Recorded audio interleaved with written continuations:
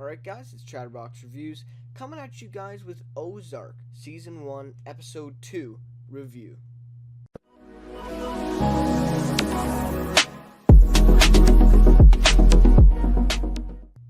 Okay, so this show, I'm really liking it. I saw Episode 1 a few days ago and Episode 2 now, and I've also already watched Episode 3 as well. So I'm a little bit behind on the reviews here, but nonetheless, I'm getting to Episode 2 now. So yeah, let's get right into it. So as we saw in the last episode there, they basically got to the Ozarks, and now they haven't bought a house yet, but because of what Dell, and it is Dell, I did confirm that as well. It was kind of a dumb moment by me, but I wasn't, like all the way paying attention to what was going on, and I didn't quite get the name there. So Dell, not Odell or anything like that, Dell. And so he said that they had 48 hours, so they had to go without buying a house there. So so the first little bit there, we see them staying in the hotel with the Langmores. So I'm pretty sure that they just work there. I don't think they own that hotel. Well, obviously, like later in episode 3, we also, find out more to that, as well. And we find out it's obvious, they don't own it. But I'm gonna keep episode 3 just out of this. Yeah, I'm just gonna keep it out of it, except for that little part there. But yeah, so just episode 2. Anyways, so yeah, so they are working at the hotel there, and then we see the two boys, and they take Charlotte out. Those are the two guys there. And then Ruth Langmore, who we see later with the blonde, curly, sort of afro sort of thing there. It was like a cool little hairdo there. But anyways, so for this one, I'm just going to go in order, chronological order of what happened here. Just makes it a little easier for me. With this show, I feel it's easier to do that than others. Like, again, with Suits and some of those other shows, it's a little bit harder doing chronological order because a lot of, there's a lot of scenes that are like back to back that are the same thing. So it's hard to keep that all, straight. But with this show, it's kind of easy because they, flip-flop back and forth between things. They never really focus on one thing, for like 10 minutes and have, back-to-back. And also, there's no commercial breaks in this type of show. So also, you don't have those little scenes and then a break, and then they resume in that scene and take and go from there. So a little bit easier to do. But anyways, so then Marty tells his kids not to leave. Because as we learn later, the $8 million is in the room, but he tells them, about the iPads, electronics, stuff like that, that are important in there, so the kids understand, because obviously he's not going to tell them about the $8 million. And I love this scene here, when Marty takes Wendy to the real estate office there to buy, or to start looking for their house. Wendy in the van there, Marty says, the sound of your lover hitting the pavement is the only thing that keeps me going. And that's just hilarious. Jason Bateman was perfect in that. Just the timing of it, just everything. I love that quote. Probably my favorite quote of the or at least I guess of the 2 episodes. We're not very far, but that was amazing. I love that. And then Wendy slaps him in the face, and then ends up punching him too. Because she can't believe that he just said that. I couldn't believe he just said that, to be honest, right? But yeah, so it's kind of funny, and so he gets punched, and he has that little mark on his lip there. Pretty hard punch too, actually. So then the rest of the episode there, they sort of all have different storylines in this one, or at least for the first half. I think they, and even Marty said, I think a little bit that, they all have jobs or something like that. So Wendy's looking for the house, and he's doing other stuff, trying to get businesses and stuff. So that's basically her role there for the rest of the episode, is she's looking for that new house. So then Marty goes door to door, trying to get businesses to launder his money. Well, they don't know that, but that is what he's trying to do. And the whole thing about the titty bar, about where he goes there and talks to the guy. So that's a little bit big there. And then he, of course, knows, he figures out that Marty's trying to launder money, and that's why he wants to buy the bar, or have ownership in it, I guess, is what Marty's trying to sell them on. So anyways, that doesn't really go well. They strike out there. And then Wendy, so I'm just going to flip flop back here. So Wendy goes into the real estate office there, and oh my gosh, the dog and the peanut butter guy. Oh, that was pretty funny as well, that moment there. Oh god, yeah, that was pretty funny, and I couldn't figure out though. Like he comes out and he just acts normal. Like he doesn't really act like he's been caught in anything. So oh, it was pretty funny. I like that one there. So then basically summarizing what happens there, we have a couple scenes with Wendy there where they pull up to the house and she just puts it back in reverse. Like we're getting out of here. I'm not looking at this one. So she looks at a bunch of tough properties there that aren't the best, and she doesn't want to live there. So then they finally find a house, and it's actually in her price range, and it's a pretty nice house. But she finds out that an old man who has a year to 18 months to live with a heart disease, I believe. Buddy Diker is his name, and he wants to live in the basement. So in order for them to live there, so they're going to buy the house from him for that price, but he's going to stay living in the basement and still, use everything. So they're just going to get the upstairs. So it's a little odd, to buy a house and still have someone living in the bottom of it. And he's not paying them any like rent or anything like that. He owns that still. So it's kind of interesting there. But I mean, it's not a bad deal for them. They don't have much money. They're trying to get that house. So they can live there for a while. And I think it's a good deal. I mean, he's pretty nice to do that and put the price down. So yeah, I think that was a good scene there, and he's funny. We've already seen some of his characters. Well, he's pretty funny. So then we get Charlotte going on the boat with the two Langmore boys. And honestly, I didn't catch either of their names. Yeah, I didn't catch either of their names. But I'm just gonna say the Langmore boys, and I'll just refer to them as the older and the younger one. So anyways, basically they're having a fun little boat ride there, and Charlotte's sort of bonding with the older one there. And then, of course, the police come, and she slowly starts to figure out that the Langmores that's not actually their boat. And obviously she doesn't know that they're Langmore yet, I don't think. Or maybe the older kid told her. But anyway, she doesn't know their history, and so she finds out that's not her boat. The police come, and so the older one there, kind of fools her into thinking, he's going to jump with her, whatever, gets a life jacket on, and then throws her actually overboard, basically to save their own asses and hightail it out of there, right? And they got away, and the police didn't catch them.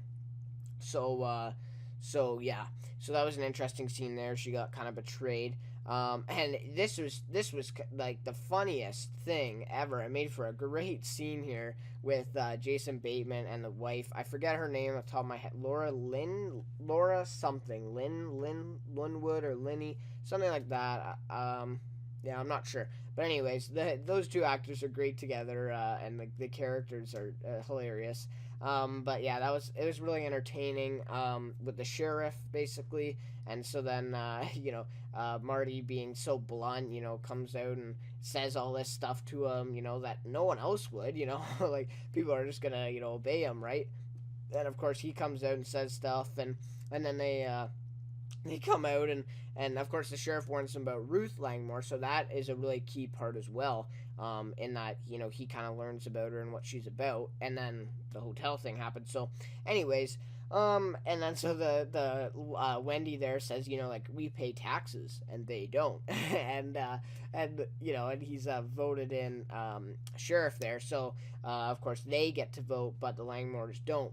So basically what they're getting to is, that he should care more about their opinion of him than what the Langmores care about him. So then he, of course, says, all right, guys, we're lucky that we confused Charlotte for Ruth or whatever. And then so he calls the Langmores and gets them in instead of charging Charlotte. So pretty funny scene there. I enjoyed that one. We got to see more of Marty, sort of his personality there. So it was kind of funny. So then, of course, they learn about Ruth Langmore from that sheriff and how she steals things. And then they go back to the room, of course, and Marty checks, Both the bags are there. He opens the suitcase, and a portion of the 8 million is gone. Now, I think they said in here that it was 2.5 or 3 million that she took, either or maybe less than 2. I'm not sure. But she didn't take either of the duffel bags, and I think those had more of the money in it. I think this one had like the least amount. So, still a big portion of money for the Langmores, more than they've probably ever seen in their lives, Pretty big thing here. And so, of course, this is a big deal for Marty. So then, of course, Charlotte feels bad, but she's able to tell Marty the location of where she thinks Langmores will be. And so then he gets a boat and some catfish. We don't know what it's for at the time, but it's a really smart idea he gets to take the catfish in the coolers, and then goes out there and goes to that little island there to get his money back. So then that whole scene there is really entertaining. Again, there are some great scenes in this episode, like just 3 off the top of my head here. The Wendy with Marty in the truck there, she punches him. The scene with the sheriff, this scene, just really entertaining scenes that are like just so well acted in, and everything like produced, everything is really good in them. So anyway, really well done.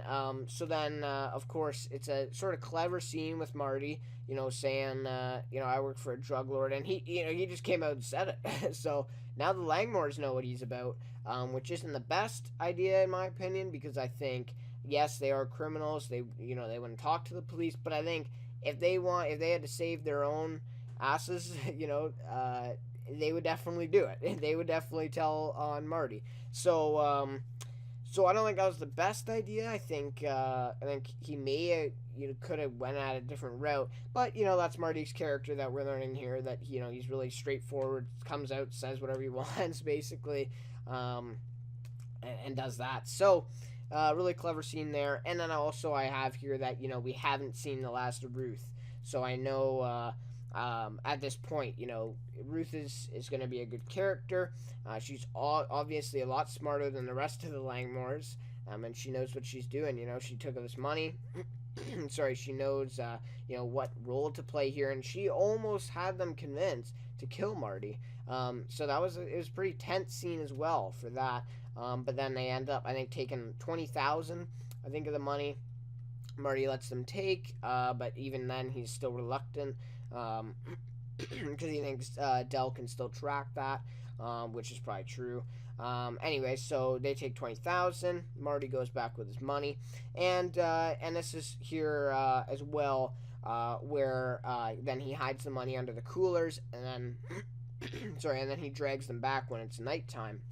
So this was the very first scene we saw in episode 1, right to begin off the show.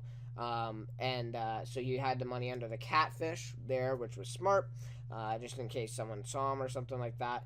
And yeah, so it did foreshadow. So I was right with my prediction there. Pretty happy about, pretty proud of myself there. But anyways, episode 1, I knew that it was foreshadowing something, obviously. And in episode 2, I thought it would be, episode 10 or later down the road. But we get to see exactly that scene in episode 2.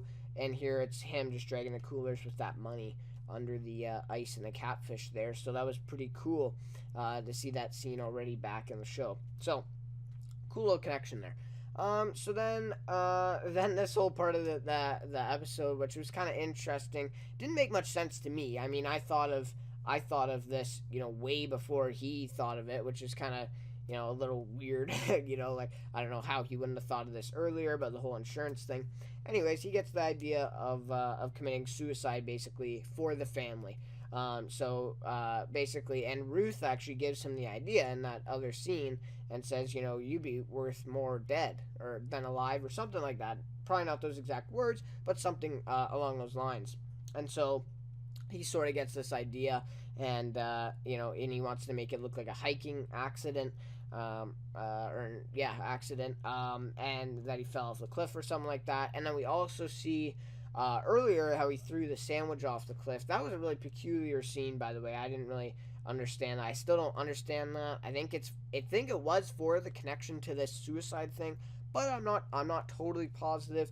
But it's just sort of comes back with it, where the sandwich goes off the cliff, hits the one rock or a couple rocks and then goes in the water, so he would die then if he jumped off. I think that's what it was trying to symbolize, and that is where he's going to go to do it.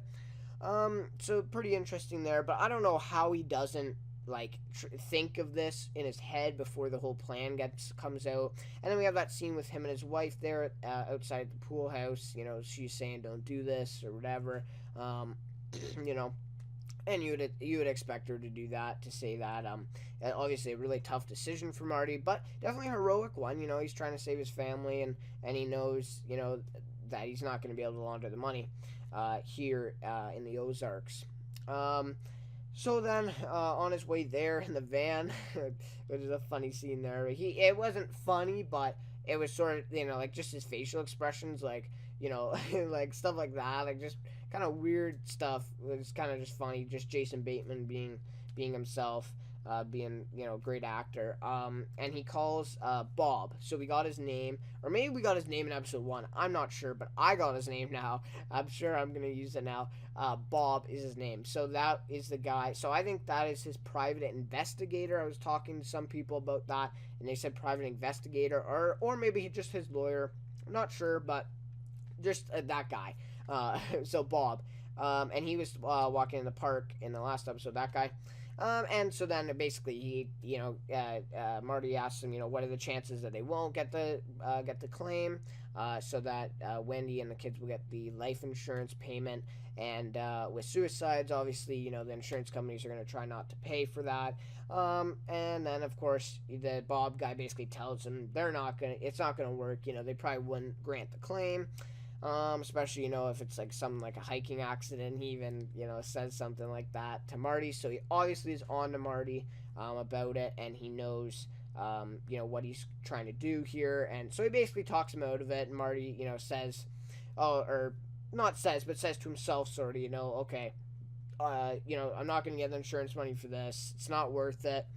No, sorry, not going to go through with it, right?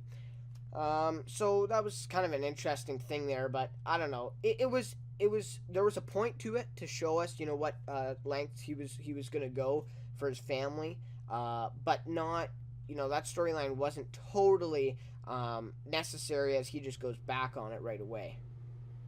So then, of course, after he then gets back to the hotel, he rushes in, and we see Wendy just about to send the email. She has it all typed out. She's already called the police, actually, and so then we find out that she didn't send the email, and Marty gets back just in time. And if she would have sent that email, then it would have probably been all over for them, especially if then Marty didn't end up going through with it and he came back. So that kind of, you know, saved all of them. It's good that she was hesitant a little bit there, because would have been pretty bad if she would have sent that before he got back. So that was a big one there. So then we see these scenes. So this is the FBI stuff is kind of recurring a little bit in this, you know, sort of parallel to what Marty and Del are doing. Sort of, you know, keeping in our minds that, you know, there's a chance he might be caught, you know, and there's people trying to track him. Sort of thing there. So we get the scenes of the bodies dumped by Del, and it was Hanson and his son. Bruce's body was not found, but I think, yeah, I don't think his was found, but the father and the son were found with those barrels there, and on like some side of the road or something like that. They found them, and then that agent, I don't know his name right now. I don't know a lot of names, yeah, but you know, the FBI agent, I'll just say, and there is the other one named Trevor, but that's not the guy I'm talking about here. Here they do talk, both of them talk, Trevor and this guy, but this is the guy who says that he will catch Marty, and he's moving down to the Ozarks to do so. So that's a pretty interesting thing there, that he's actually going down to get Marty, so that'll be pretty interesting. Obviously, he wants, you know, he's looking at the bigger picture to get Del and some of the cartel guys, not just Marty. Marty sort of just, you know, bridge to them. So it's pretty interesting there to see that he's actually, you know, someone's on to him, sort of, and moving down there to get him. So big thing there. So then, of course, he goes to this Blue Cat Lodge, where his son, Jonah, ran into the man there. Tuck was his name, and we find out obviously that he's mentally challenged or something like that. And he works there, so that's how Jonah told his dad about it. Obviously, this Tuck guy told him a little bit about it, and he gives him this pocket knife or something like that. He gives it to Jonah. So that was a really cool scene there to see sort of Jonah exploring, I guess, a little bit. And he took the iPads in his backpack. Anyways, that's sort of backtracking, but anyway, so back to that. So he goes to Blue Cat Lodge after Jonah tells him about it. He gets turned down by the owner, and she has some really good points. Why would I take your loan and I won't be able to pay it back? Stuff like that. So it's good points by her. I get that. So then of course Marty, kind of down on his luck, goes back into the bar, and this is the big scene here. Where we see he's basically, he'll do anything to further his progress. So he gets into the bar and with a couple rednecks. Of course, I don't think we learn their names, so he just sort of referred to them as rednecks. So that's what I'm gonna call them. And the one called Tuck a retard. And so of course, Marty says, you can't say that anymore. I tell my kids that, and they understand that, stuff like that. And so that was sort of the end of the fight there. So the redneck sort of looked away.